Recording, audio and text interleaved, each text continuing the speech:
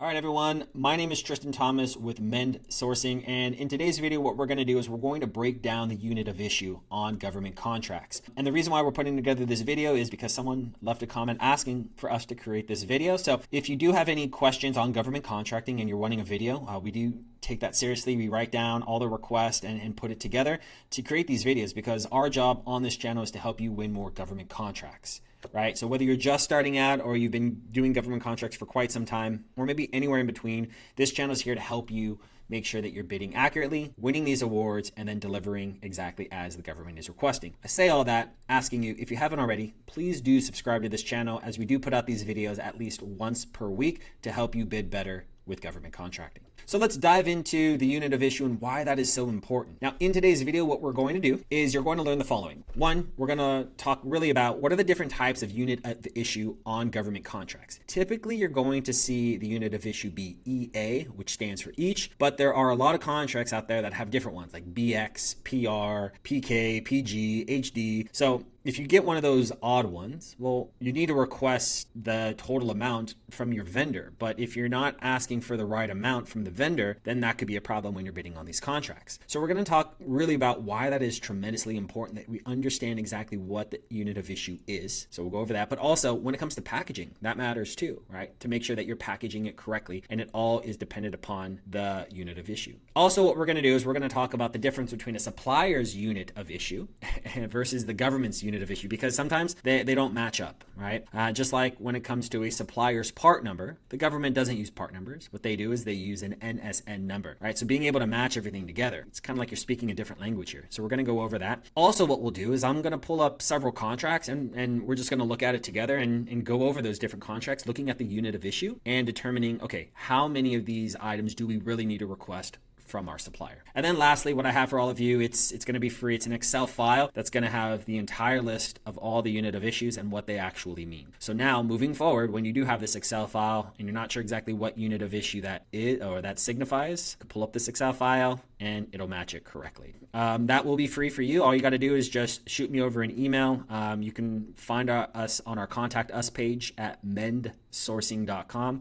And I'll be more than happy to walk you through, at least send you over Excel file that you can have, and maybe even have a conversation moving forward about government contracting. All right, so let's dive into this. Now, different units of issues, really, what are they? Well, each contract line item will provide a unit of issue. So the CLIN, C-L-I-N, which is contract line item number, will each have its own unit of issue. Now, the line items may have different units of issue, while they typically are going to be the same. So like if you have EA on CLIN 1, more than likely you're going to have EA on CLIN 2, but that's not always the case. So really what you want to do is you want to make sure that you're mindful of exactly what unit of issue is for each one of those contract line item numbers. Also, you want to be mindful of the unit of issue and the packaging requirements. So we're going to dive a little bit into that when we do the walkthrough of the different solicitations that are out there, just so you can see what it is, right? Because if you have, say, unit of issue of HD, which is 100, but then on the packaging requirements asking you to pack one QUP001, well, what do they mean? Are you packing each one of the 100 separately, or are you packaging all 100 as one? So we're going to talk a little bit about that.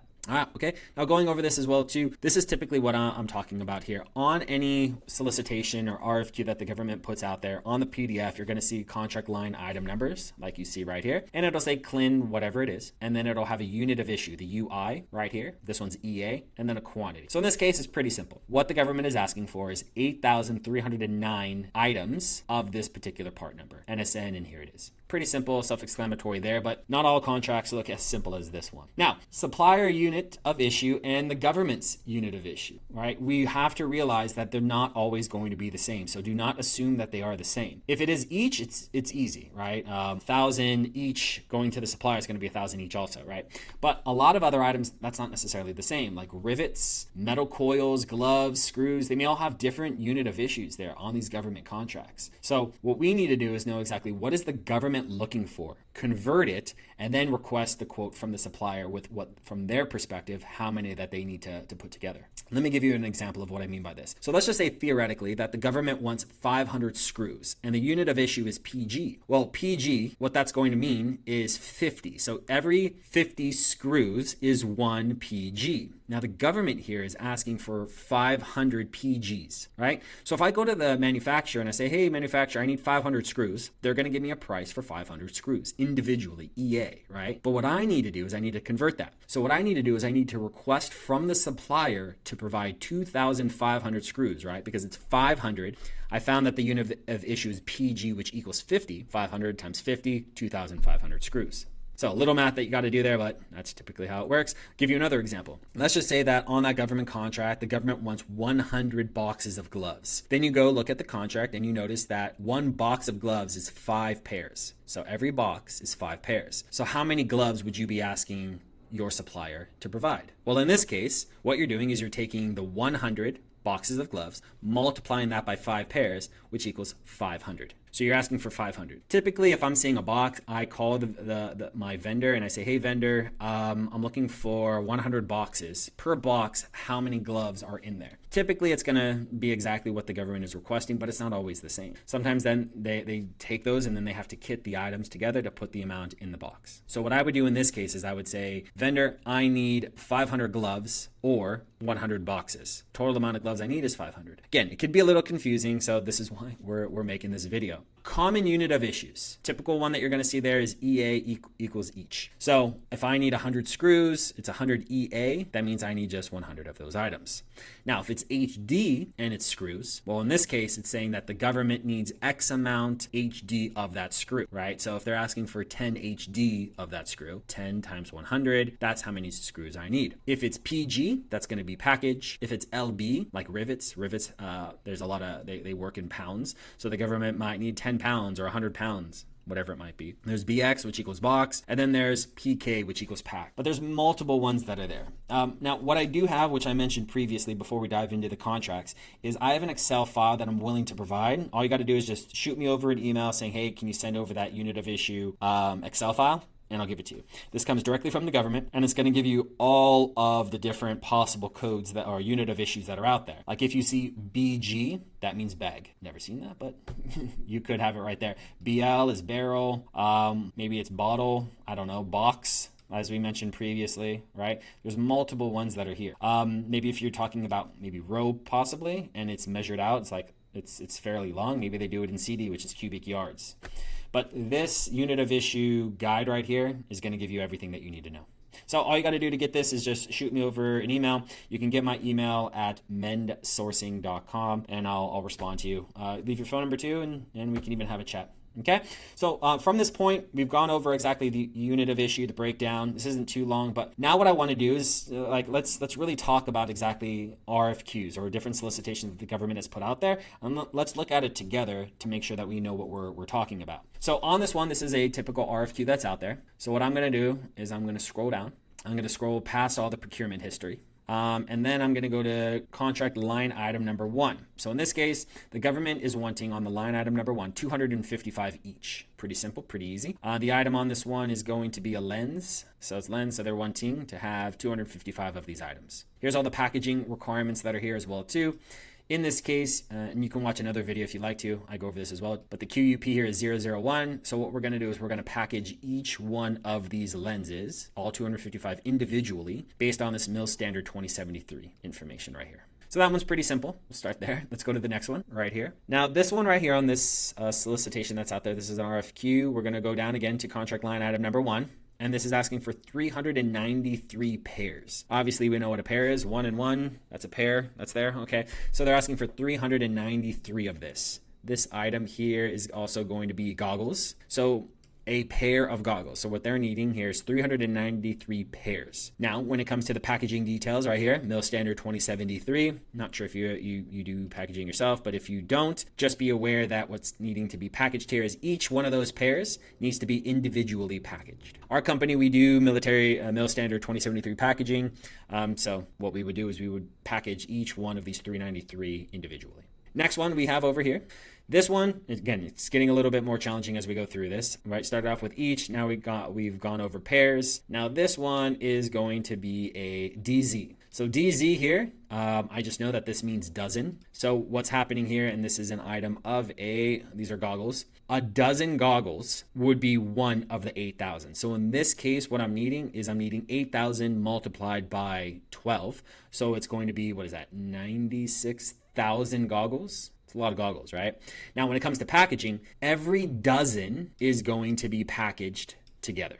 So I'm going to take 12 of the 96,000 and I'm going to package it Mill Standard 2073 12 in 1 unit container. Again, so if I go to my vendor and I just say, hey, can you give me this 8,000 goggles? My price is going to be substantially different than if I ask for 96,000. Or I can even say, hey, I need 8,000 dozen. Let's go over the next one. Going here.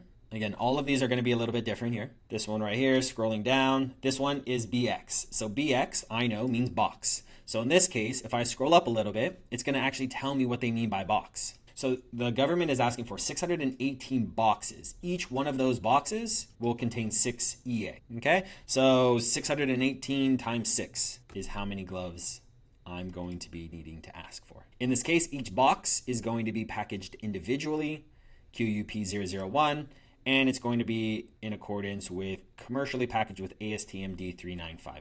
Again, if you have any questions or comments, you can leave them below. I do want to go over just two or three more here. Going over this one, what we do have here is, this one is for a screw. So you see that this is for a screw. In this one, it's asking for 700 PG. Now, when it comes to a BX or a PG, box might have 5 pairs, might have 10 pairs, right? You have to find it within the contract of them telling you what they mean by that unit of issue. So in this case, what I'm going to do is I'm actually going to do Control F on the PDF and just type in PG. And then eventually it gets to a unit of issue. So in this case, the unit of issue here is 50. So what I'm going to do is I'm going to multiply, going back here. I'm going to do 700 multiplied by 50 is going to be the amount of screws that I need. So in this case, I need 3,500 screws for clean item number 1. Clean item number 2, same thing, right? PG equals 50. So here, 300 times 50, 1,500. So 1,500 plus 3,500, okay? Now, PG right there was 50, but look at this contract. PG on this one, I'll scroll down, keep going. PG, as we have here, it'd be terrible for me to assume that PG equals 50, because in this case, unit of issue is 25. So in this case, I'm taking 1,272, multiply that by 25. Every 25 will be packaged together. So I need 1,272 packages of this item. Inside each package will be 25. Okay? And again, all you got to do when you see PG or BX, just type in Control F, PG, and it'll show you what that means. And the last one I want to show you is this one, HD. Pretty simple here.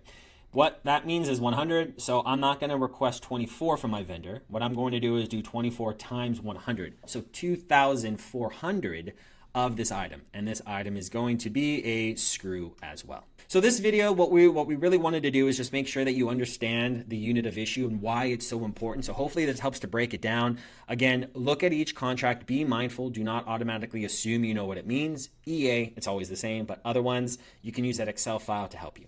All right. And if you do have any questions or comments, please do put it down below. I do respond to every single person that does comment on here. And lastly, if you haven't already, please do subscribe to this channel if you're working on government contracting, as we put out these videos once per week to help you win government contracts or make sure that you deliver it correctly. Okay. And with that, I want to thank you for joining us, and I will see you again next week.